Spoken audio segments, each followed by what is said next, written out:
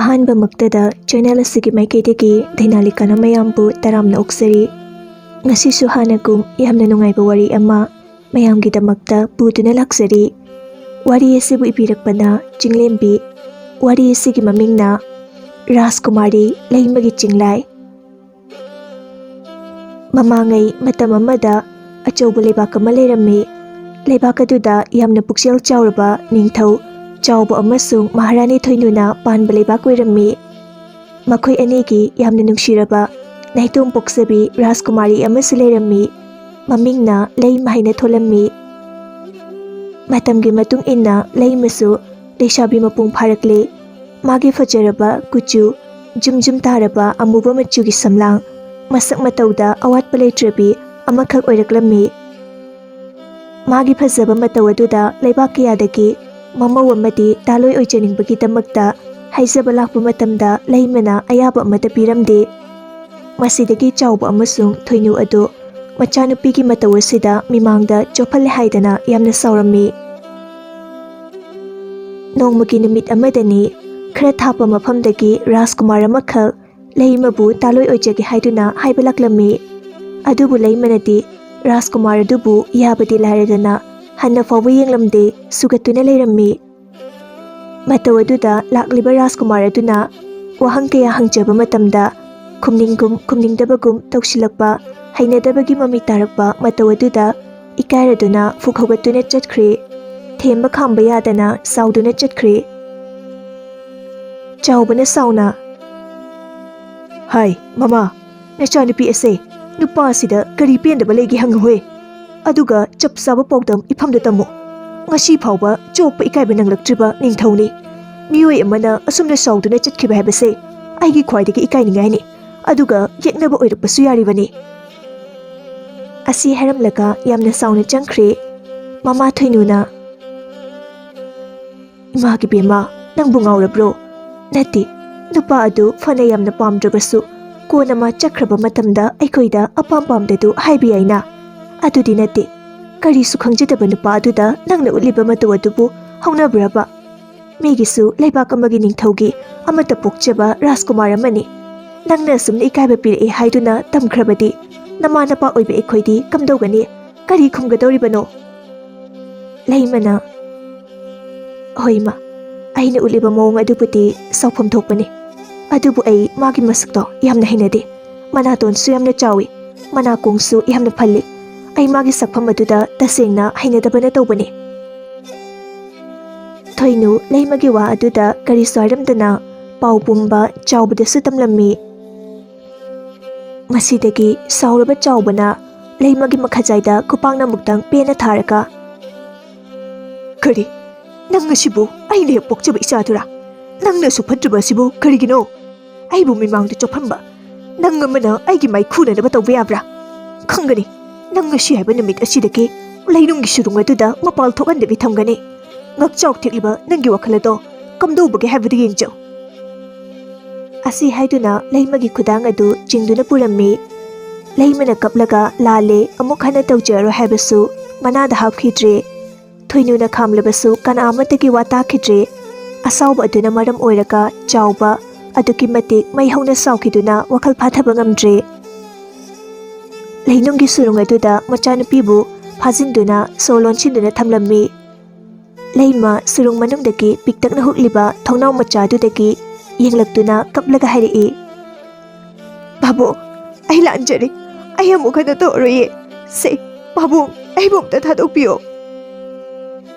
ꯊꯣꯏꯅꯨ ꯅꯨꯡꯉꯥꯏꯇꯅ, "ꯃꯣꯏ ꯄꯥꯕꯨꯡ, ꯌꯥꯔꯕꯗꯤ ꯑꯉꯥꯡ ꯑꯁꯦ ꯊꯥꯗꯣꯛꯄꯤꯔꯣꯕ, ꯌꯦꯡꯕ ꯉꯝꯗ꯭ꯔꯦ"꯫ ꯆꯥꯎꯕꯅ ꯁꯥꯎꯅ, "ꯑꯩ ꯅꯨꯄꯤ, ꯅꯪ ꯋꯥ ꯃꯈꯥ ꯇꯥꯍꯜꯂꯛꯀꯅꯨ. ꯃꯥ ꯑꯉꯥꯡ ꯅꯠꯇ꯭ꯔꯕꯅꯤ. ꯂꯨꯍꯣꯡꯕ ꯌꯥꯔꯕ ꯃꯇꯝ ꯑꯁꯤꯗ ꯋꯥꯈꯜ ꯑꯗꯨꯛ ꯌꯥꯝ ꯌꯥꯎꯗꯕ. ꯃꯇꯝ ꯈꯔꯗꯤ ꯃꯥ ꯆꯩꯔꯥꯛ ꯐꯪꯖꯁꯅꯨ"꯫ ꯑꯁꯤ ꯍꯥꯏꯗꯨꯅ ꯆꯠꯈ꯭ꯔꯦ꯫ ꯊꯣꯏꯅꯨ ꯎꯄꯥꯏ ꯂꯩꯇ꯭ꯔꯗꯨꯅ ꯁꯨꯔꯨꯡ ꯑꯗꯨꯗ ꯍꯥꯏꯐꯦꯠ ꯌꯦꯡꯖꯔꯝꯂꯒ ꯑꯗꯨꯃꯛ ꯊꯣꯛꯈ꯭ꯔꯦ꯫ ꯁꯣꯝꯗ ꯑꯃꯝꯕ ꯃꯔꯛ ꯑꯗꯨꯗ ꯂꯩꯃꯗꯤ ꯌꯥꯝꯅ ꯋꯥꯔꯦ, ꯃꯇꯣꯝꯇ ꯇꯧꯐꯝ ꯈꯪꯗꯕ ꯍꯥꯏꯕꯗꯨ ꯑꯣꯏꯔꯦ꯫ ꯃꯤꯀꯨꯞ ꯈꯨꯗꯤꯡ ꯀꯞꯇꯨꯅꯇ ꯂꯩꯔꯝꯃꯤ꯫ ꯑꯃꯔꯣꯝꯗꯅ ꯏꯀꯥꯏꯕ ꯄꯤꯈꯤꯕ ꯔꯥꯖꯀꯨꯃꯥꯔ ꯄꯥꯔꯤ ꯑꯗꯨ ꯏꯀꯥꯏꯃꯟꯕꯗꯒꯤ ꯇꯧꯐꯝ ꯈꯪꯗꯗꯨꯅ ꯎꯃꯪ ꯑꯃꯗ ꯆꯪꯗꯨꯅ ꯃꯥꯒꯤ ꯑꯁꯥꯎꯕ ꯑꯗꯨ ꯐꯨꯗꯣꯛꯂꯝꯃꯤ꯫ Kutum aduna chawkraba uchaw aduda hanjin hanjin thinba matamdati ina pungang hengang le. Aduga yamna warauna khonjel hona lauduna leirami. Asumna tauringai tanja aduda khonjel amana Nupa Macha kari tawre nangna aduk thawai sokpa makai kaplibadi maram adu aingondasu khangalu aina pangba ngamjaba oirabadi pangjage Parina onthokduna yengluba matamdadi yamna chawk sanglaba Chinglai amakha oiduna leiramkhi madu ubada kiraduna khongpham ahum mari tungda halammi Chinglai aduna Nupa Macha ai buki gano aina nangbu karisu asoka panang haloi ai nangi nating pangbulak libani Pari ngakna ai dinga si phawba kana matiki mating niraktre aduga ni gesu khanba leitre nangbu kanano Chinglai aduna ai ase umanga sibu koliba lairimbi adugi hek ani suba manaini umanga sida awa anagi khonjel tarabati masana mating pangnana ba haidana aibu nangi nating pangnana ba thabiraklibani aduna hayu nangi awabado ai mating pangjage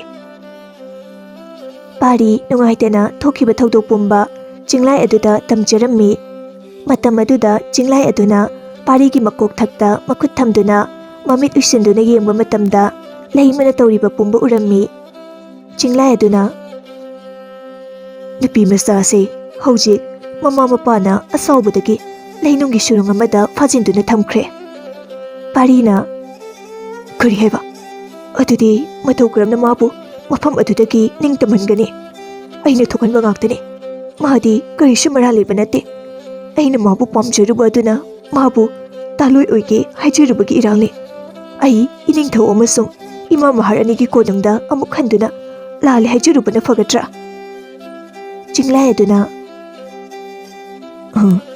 adumna tawba karisu kanaroi tasengna nang mabudi nungsibra aina mabu nungsibagidamaktani ngasi aina fangliba awaba ikaiba ase Chinglai aduna momonoklaga karisu khaluragano ai nangi nating soidina pangani ai magi manakta chatlabani nang mafam asida hayeng sulauko amuk thengna kisi wase haramlaga Chinglai adu mangkhre Parisu ngehakleramlaga mayum maiki pangkhre asumna numidangi matam yoksilaklabada Leima adu kappa hemanbadagi masa adu yamna choktharammi tanjaduda lanmi amana Leimagidamakta chana thaknabani haidana kari karino khara puraklammi aduga ahoba makhul aduda insilammi adubu Leimana muk inthoraktuna aibu saro noina asumna thambiriba tawbiriba mayamsibo yam thuna surungi thongase hangdo lanmi aduna Rajkumari masi iningthogi athangni magi athang indrabadi aibu cheirak soidana pikhigani asi haiduna wa makha taramdana acha thak sing adubu amuk insin biramlaga masu karisu haramda chakkhre upai leitrabada chaklambana maram oiraga Leimasu chinjakadu kapna kapna charammi Mikup kharagi matungda tumlagi haidana hek tawrokpagi matam aduda yamna nungsiraba khonjel amada isai sakpa adu tarammi khonjel adu kanano haiduna khangnanabagidamakta piktakna hapliba thongnau macha aduda yengthokluba matamdadi Chinglai amana sakpa oiramki madu ubada Leima adu ingangakna masidi Chinglai nine matau kuramna isai sakpa hairibano Chinglai tanja adu manghanba yadra haibagi matago nangbu lebakasigi Rajkumar Leimana tabra Leimana ai mane aduga matau kuramna surung aduda Leima tasengna ngakchau thipi oijarabasu mabukta walotpagi hainabidi amata thamde maram asina loina asengbadu haidoklammi aina karisu mara leijadaba isam samjaba Rajkumar amabu ikaiba pirubagi chaitheng oina aigi ipaning thona surung asida phajilibani Chinglai aduna nungaitabagi saklo lawarduna unthokpanida Leima momon amuk noklaga adu nahakpu kanano mafam asidana karigi natumta thenglaba ahing asida isai saklibano Chinglai na ꯑꯩꯁꯦ ꯊꯪꯅꯕ ꯂꯩꯕꯥꯛ ꯑꯁꯤꯗꯒꯤ ꯆꯤꯡꯂꯥꯏ ꯑꯃꯈꯛꯅꯤ ꯑꯗꯨꯒ ꯔꯥꯖꯀꯨꯃꯥꯔ ꯑꯃꯗ ꯏꯁꯩ ꯇꯝꯕ ꯆꯠꯆꯕꯅꯤ ꯂꯣꯏꯔꯕ ꯃꯇꯨꯡꯗ ꯃꯐꯝ ꯑꯁꯤꯗ ꯑꯊꯦꯡꯕꯒꯤ ꯇꯟꯖꯥ ꯂꯧꯔꯒ ꯏꯁꯩ ꯑꯁꯤ ꯍꯦꯛ ꯁꯛꯆꯕꯅꯤ ꯅꯪꯗꯤ ꯉꯁꯤ ꯈꯛꯇꯃꯛ ꯁꯨꯔꯨꯡ ꯑꯁꯤꯗ ꯂꯩꯕꯅ ꯑꯩꯅ ꯅꯍꯥꯟ ꯃꯈꯩ ꯁꯛꯄ ꯏꯁꯩ ꯑꯗꯣ ꯇꯥꯔꯝꯂꯔꯣꯏ ꯂꯩꯃꯅ ꯑꯗꯣ ꯃꯔꯨꯞ ꯆꯤꯡꯂꯥꯏ ꯌꯥꯔꯕꯗꯤ ꯅꯪꯒꯤ ꯏꯁꯩ ꯑꯗꯨ ꯑꯃꯨꯛꯇ ꯁꯛꯄꯤꯌꯨꯕ ꯆꯤꯡꯂꯥꯏ ꯑꯗꯨ ꯍꯔꯥꯎꯅ ꯃꯥꯒꯤ ꯏꯁꯩ ꯑꯗꯨ ꯑꯃꯨꯛ ꯅꯨꯡꯁꯤꯅ ꯁꯛꯂꯛꯂꯝꯃꯤ ꯂꯩꯃꯁꯨ ꯏꯁꯩꯗ ꯌꯥꯝꯅ ꯉꯥꯎꯖꯕꯤ ꯑꯃ ꯑꯣꯏꯕꯅ ꯆꯤꯡꯂꯥꯏ ꯑꯗꯨꯅ ꯁꯛꯂꯤꯕ ꯏꯁꯩ ꯑꯗꯨ ꯃꯥꯒꯤ ꯑꯣꯏꯅꯗꯤ ꯌꯥꯝꯅ ꯄꯥꯝꯖꯕꯤ ꯍꯥꯏꯕꯗꯨ ꯑꯣꯏꯔꯝꯃꯤ ꯃꯁꯤꯗꯒꯤ ꯌꯥꯝꯅ ꯈꯧꯔꯥꯡꯅ ꯃꯔꯨꯞ ꯅꯪꯒꯤ ꯏꯁꯩꯁꯦ ꯑꯣꯟꯊꯣꯛꯅꯁꯨ ꯐꯖꯈ꯭ꯔꯦ ꯑꯩꯗꯤ ꯌꯥꯝꯅ ꯄꯥꯝꯖꯔꯦꯕꯨ ꯊꯥꯒꯠꯆꯔꯤ ꯔꯥꯖꯀꯨꯃꯥꯔꯤ ꯑꯗꯣ ꯉꯁꯤꯒꯤꯗꯤ ꯑꯩ ꯆꯠꯂꯒꯦ ꯍꯌꯦꯡ ꯑꯃꯨꯛ ꯊꯦꯡꯅꯔꯁꯤ ꯑꯁꯤ ꯍꯥꯏꯗꯨꯅ ꯑꯇꯤꯌꯥꯊꯛꯇ ꯄꯥꯏꯗꯨꯅ ꯆꯠꯈꯤꯔꯝꯃꯤ ꯂꯩꯃ ꯊꯣꯡꯅꯥꯎ ꯑꯗꯨꯗꯒꯤ ꯊꯋꯥꯏ ꯇꯥꯅ ꯌꯦꯡꯖꯍꯧꯏ ꯑꯁꯨꯝꯅ ꯃꯊꯪꯒꯤ ꯅꯨꯃꯤꯠꯇꯅꯤ ꯄꯥꯔꯤ ꯑꯗꯨ ꯆꯤꯡꯂꯥꯏꯕꯨ ꯎꯅꯕ ꯎꯃꯪ ꯑꯗꯨꯗ ꯂꯥꯛꯂꯝꯃꯤ ꯆꯤꯡꯂꯥꯏꯅ ꯅꯨꯄꯥ ꯃꯆꯥ ꯅꯪ ꯂꯥꯛꯂꯕ꯭ꯔꯥ ꯑꯩ ꯅꯪꯕꯨ ꯉꯁꯥꯏ ꯃꯈꯩ ꯅꯪ ꯂꯥꯛꯄ ꯉꯥꯏꯔꯝꯂꯤꯕꯅꯤ ꯄꯥꯔꯤ ꯂꯩꯃꯥꯏ ꯑꯗꯨꯗ ꯈꯣꯡꯒ꯭ꯔꯥꯏ ꯆꯜꯂꯒ ꯐꯝꯊꯔꯛꯂꯝꯃꯤ ꯑꯩꯕꯨ ꯑꯃꯨꯛ ꯀꯧꯕꯤꯕꯕꯨ ꯀꯔꯤ ꯇꯥꯛꯄꯤꯒꯗꯕꯅꯣ ꯃꯔꯨꯞ ꯆꯤꯡꯂꯥꯏ ꯆꯤꯡꯂꯥꯏ ꯑꯗꯨꯅ ꯉꯔꯥꯡ ꯊꯣꯛꯈꯤꯕ ꯋꯥꯔꯤ ꯄꯨꯝꯕ ꯄꯥꯔꯤꯗ ꯂꯣꯏꯅ ꯑꯃꯠꯇ ꯆꯤꯊꯗꯅ ꯇꯝꯖꯔꯝꯃꯤ ꯋꯥꯐꯝ ꯑꯗꯨ ꯇꯥꯔꯕꯗ ꯄꯥꯔꯤ ꯌꯥꯝꯅ ꯍꯔꯥꯎꯅ ꯑꯣ ꯃꯍꯥꯛ ꯏꯁꯩꯗ ꯌꯥꯝꯅ ꯉꯥꯎꯖꯕꯤꯁꯨ ꯑꯣꯏ ꯍꯥꯏꯕ ꯃꯥꯕꯨ ꯁꯨꯔꯨꯡ ꯑꯗꯨꯗ ꯅꯨꯡꯉꯥꯏꯅ ꯂꯩꯍꯧꯕ꯭ꯔꯥ ꯆꯤꯡꯂꯥꯏꯅ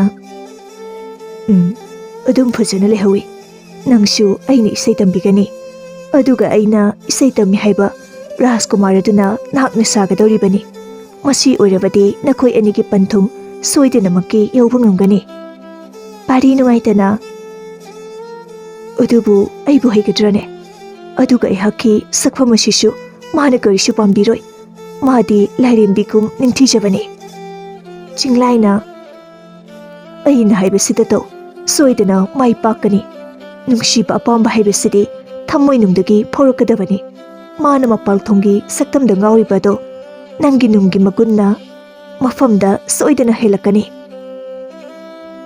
ꯆꯤꯡꯂꯥꯏꯒꯤ ꯊꯧꯅꯥ ꯍꯥꯞꯄꯤꯕ ꯋꯥꯍꯩ ꯑꯗꯨ ꯇꯥꯔꯒ ꯄꯥꯔꯤ ꯌꯥꯝꯅ ꯍꯔꯥꯎꯅ ꯑꯗꯨꯗꯤ ꯃꯔꯨꯞ ꯄꯟꯊꯔꯒꯅꯨ ꯑꯩꯕꯨ ꯊꯨꯅꯃꯛ ꯅꯪꯒꯤ ꯏꯁꯩ ꯑꯗꯨ ꯇꯝꯕꯤꯔꯣ ꯑꯁꯨꯝꯅ ꯅꯨꯃꯤꯠ ꯆꯨꯞꯄꯗꯨꯃ ꯏꯁꯩ ꯇꯝꯂꯝꯃꯤ ꯄꯥꯔꯤꯗꯤ ꯃꯈꯅꯥꯎ ꯑꯗꯨ ꯏꯁꯩ ꯁꯛꯃꯟꯗꯅ ꯅꯥꯔꯦ ꯑꯗꯨꯒ ꯍꯪꯉꯣꯏꯒꯤ ꯈꯣꯟꯖꯦꯜꯒꯨꯝꯅ ꯑꯣꯏꯔꯛꯂꯦ ꯃꯇꯧ ꯑꯗꯨꯗ ꯋꯥꯔꯗꯨꯅ ꯑꯣꯏꯔꯔꯣꯏ ꯈꯜꯂꯕ꯭ꯔꯥ ꯇꯨꯃꯤꯟꯅ ꯂꯩꯈ꯭ꯔꯦ ꯆꯤꯡꯂꯥꯏ ꯑꯗꯨꯅ ꯄꯥꯔꯤꯒꯤ ꯃꯇꯧ ꯑꯗꯨꯕꯨ ꯎꯔꯒ ꯈꯨꯗꯛ ꯑꯗꯨꯗ ꯄꯥꯔꯤꯒꯤ ꯃꯈꯅꯥꯎꯗ ꯄꯥꯏꯔꯒ ಮಿತ್ರꯪ ꯇꯧꯔꯝꯃꯤ ꯃꯁꯤꯗꯒꯤ ꯑꯅꯥꯕ ꯄꯨꯝꯕꯁꯨ ꯐꯈ꯭ꯔꯦ ꯑꯗꯨꯒ ꯏꯁꯩꯁꯨ ꯆꯤꯡꯂꯥꯏꯒꯨꯝꯅ ꯅꯤꯡꯊꯤꯖꯅ ꯁꯛꯄ ꯍꯩꯔꯝꯃꯤ ꯍꯔꯥꯎꯅ ꯆꯤꯡꯂꯥꯏ ꯑꯗꯨꯕꯨ ꯊꯥꯒꯠꯄ ꯐꯣꯡꯗꯣꯛꯆꯔꯝꯃꯤ ꯆꯤꯡꯂꯥꯏꯁꯨ ꯃꯣꯃꯣꯟ ꯅꯣꯛꯂꯗꯨꯅ ꯐꯔꯦ ꯑꯗꯨꯗꯤ ꯍꯌꯦꯡ ꯅꯨꯃꯤꯗꯥꯡꯒꯤ ꯄꯨꯡ 9 ꯇꯥꯔꯛꯄ ꯑꯗꯨꯋꯥꯏꯗ ꯁꯣꯏꯗꯅ ꯃꯐꯝ ꯑꯁꯤꯗ ꯂꯥꯛꯑꯣ ꯑꯩ ꯂꯩꯃꯕꯨ ꯅꯪꯒꯤ ꯅꯅꯥꯛꯇ ꯁꯣꯏꯗꯅ ꯄꯨꯔꯛꯀꯅꯤ ꯑꯗꯨꯒ ꯊꯃꯣꯏ ꯇꯤꯟꯅꯔꯕ ꯃꯇꯨꯡꯗ ꯃꯥꯕꯨ ꯅꯪꯒꯤ ꯇꯥꯂꯣꯏ ꯑꯣꯏꯅꯅꯕ ꯀꯣꯅꯨꯡ ꯇꯝꯅ ꯄꯨꯖꯈꯣ ꯄꯥꯔꯤ ꯍꯔꯥꯎꯅ ꯑꯁꯦꯡꯕꯃꯛꯀꯤ ꯑꯩꯒꯤ ꯅꯥꯛꯇ ꯂꯥꯛꯀꯗ꯭ꯔꯥ ꯑꯩꯗꯤ ꯉꯁꯤ ꯐꯥꯎꯕ ꯀꯅꯥꯗꯁꯨ ꯆꯤꯟꯊꯤꯕ ꯋꯥ ꯉꯥꯡꯂꯛꯇ꯭ꯔꯤ ꯄꯥꯔꯤ ꯑꯃꯨꯛ ꯅꯨꯡꯉꯥꯏꯇꯅ ꯑꯗꯨꯕꯨ ꯃꯥꯅ ꯑꯩ ꯎꯔꯒ ꯁꯥꯎꯗꯨꯅ ꯊꯤꯅ ꯆꯩꯔꯕꯗꯤ ꯀꯝꯗꯧꯕ ꯃꯥꯕꯨ ꯂꯧꯅꯝ ꯇꯧꯕꯤꯕꯅꯤ ꯅꯤꯡꯈ꯭ꯔꯕꯗꯤ ꯃꯔꯨꯞ ꯑꯩ ꯋꯥꯈꯜ ꯑꯁꯤ ꯂꯩꯇꯥꯐꯝ ꯏꯪꯈꯪ ꯍꯦꯛ ꯈꯪꯗꯦꯗ ꯆꯤꯡꯂꯥꯏ ꯄꯥꯔꯤꯕꯨ ꯊꯦꯝꯖꯤꯟꯕꯤꯗꯨꯅ ꯃꯔꯨꯞ ꯅꯨꯄꯥꯅꯕꯨ ꯑꯗꯨꯛ ꯄꯨꯛꯅꯤꯡ ꯁꯣꯟꯊꯕ꯭ꯔꯣ ꯑꯩꯅ ꯍꯥꯏꯕꯁꯤ ꯊꯥꯖꯧ ꯍꯥꯟꯅꯒꯨꯝ ꯃꯥ ꯇꯧꯔꯛꯂꯣꯏ ꯐꯔꯦ ꯑꯗꯨꯗꯤ ꯑꯩ ꯅꯪꯅ ꯍꯥꯏꯕ ꯃꯇꯝ ꯑꯗꯨꯗ ꯁꯣꯏꯗꯅ ꯂꯥꯛꯂꯒꯦ ꯑꯁꯤ ꯍꯥꯏꯗꯨꯅ ꯄꯥꯔꯤ ꯑꯗꯨ ꯆꯠꯈ꯭ꯔꯦ ꯁꯣꯝꯗ ꯅꯨꯃꯤꯗꯥꯡꯒꯤ ꯃꯇꯝ ꯌꯧꯁꯤꯜꯂꯛꯂꯕꯗ ꯆꯤꯡꯂꯥꯏ ꯑꯗꯨꯅ ꯂꯩꯃꯒꯤ ꯁꯨꯔꯨꯡ ꯃꯅꯥꯛꯇ ꯏꯁꯩ ꯁꯛꯂꯝꯃꯤ ꯑꯗꯨꯒ ꯋꯥꯔꯤ ꯀꯌꯥ ꯑꯃꯁꯨ ꯁꯥꯟꯅꯔꯝꯃꯤ ꯅꯨꯃꯤꯗꯥꯡꯗꯨ ꯍꯧꯖꯤꯟꯈ꯭ꯔꯦ ꯃꯊꯪꯒꯤ ꯅꯨꯃꯤꯠꯇꯅꯤ ꯍꯥꯟꯅꯒꯤ ꯃꯇꯧꯒꯨꯝ ꯅꯨꯃꯤꯗꯥꯡꯒꯤ ꯃꯇꯝꯗ ꯆꯤꯡꯂꯥꯏ ꯑꯗꯨ ꯏꯁꯩ ꯁꯛꯅꯕꯒꯤꯗꯃꯛꯇ ꯂꯥꯛꯂꯝꯃꯤ ꯑꯗꯨꯕꯨ ꯉꯁꯤꯗꯤ ꯂꯩꯃꯅ ꯍꯥꯟꯅ ꯁꯨꯔꯨꯡꯒꯤ ꯊꯣꯡꯅꯥꯎ ꯑꯗꯨꯗ ꯈꯧꯔꯥꯡꯅ ꯉꯥꯏꯗꯨꯅ ꯂꯩꯔꯝꯃꯤ ꯃꯥꯕꯨ ꯎꯕꯗ ꯆꯤꯡꯂꯥꯏ ꯑꯗꯨ ꯃꯣꯃꯣꯟ ꯅꯣꯛꯂꯗꯨꯅ ꯅꯨꯄꯤ ꯃꯆꯥ ꯅꯪꯗꯤ ꯉꯁꯥꯏ ꯃꯈꯩ ꯑꯩꯕꯨ ꯌꯥꯝ ꯋꯥꯅ ꯉꯥꯏꯔꯝꯂꯤꯕꯣꯏꯔꯦ ꯋꯥꯗꯕ꯭ꯔꯣ ꯈꯨꯅꯤꯡꯒ ꯀꯥꯡꯈꯠꯇꯅ ꯂꯦꯞꯂꯤꯕꯗꯨꯕꯣ Leima momo noklaga nangi isai taningbana ai awabaga amata khangdre. Chinglai na adudi nang taro ngasidi aikoigi Rajkumarna anauba isai ama takpirai. Asi haiduna fazaraba hek tabada pukning sumhaningai oiraba isai amakak Chinglai aduna salaklammi. Isai adu tabada Leimadi aduki matik mapukning lupkhre thawai tana tajarammi. Loirabada Leimana harauna khupak khuduna thagatba phongdoraklammi. Chinglai momon noklaga aina sakpa isai sibu fajabrane. Leimana yam phasai maru. Ado satra aina sakpa phau asuk phasai habiradi aibu takpi tambiriba Oza Rajkumarduna sakpa adu tarabadi nang soidana ngaugani. Leima wa adu tabada खुदक अदुदा राजकुमारदुना सकपा इसै अदु खंगता तानिंगलम्मी. Leimana मागी खोंजेलसु यामना तानिंगे अदुगा इसै मेयक फजबे यामना इरिबा मागी सक्तमसु यामना खंगजनिंगे. तौबदबु आइदि सुरुंग असिदा इपानिंग थौना थोकपगी अयाबा अदुदि पिबिद्रे. नंगना खरा तंबियु राजकुमार मागी खोंजेलदबु सोंजहवी नोंगमा सोइदना ताबा लाकनी हाइना.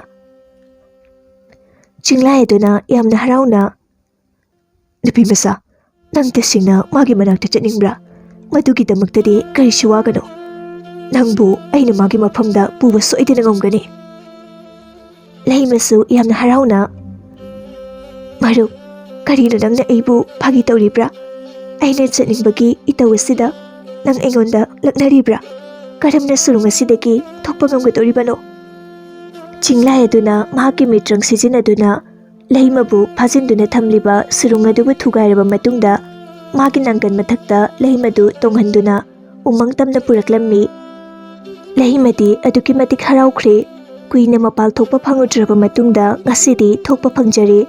Aduga mana yamna thawai tana tajariba saisakpa nupa adubusu ujaba phanglani khalubada aduki matik haraujarammi.